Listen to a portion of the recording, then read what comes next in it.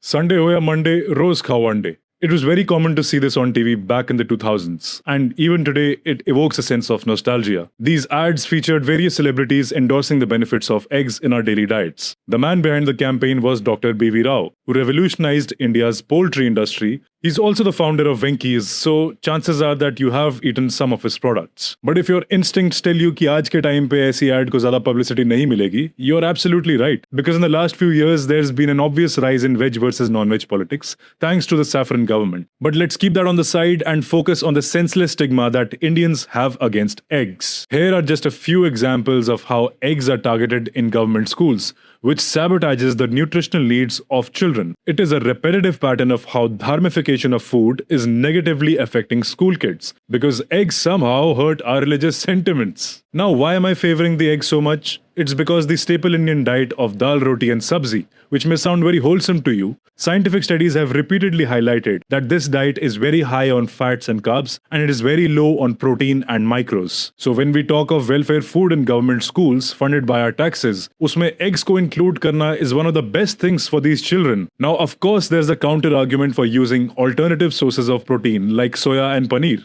Fair enough. लेकिन eggs का protein quality, bioavailability and micronutrient package ये सब इन दोनों से better है. और eggs का storage, distribution and price ये भी काफी convenient है. So my entire argument boils down to choice. Children should have the right to choose which source of protein they want. But there's one major problem with the Indian mindset and the entire Indian food system.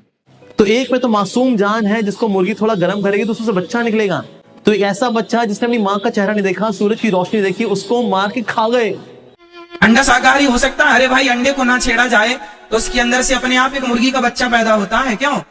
India में इसके जैसे मंदबुद्धि लोग हैं अभी तक, जिन्हें ये लगता है कि अंडा मुर्गी का बच्चा होता है। And if you're one of those people, then what was the point of going to school?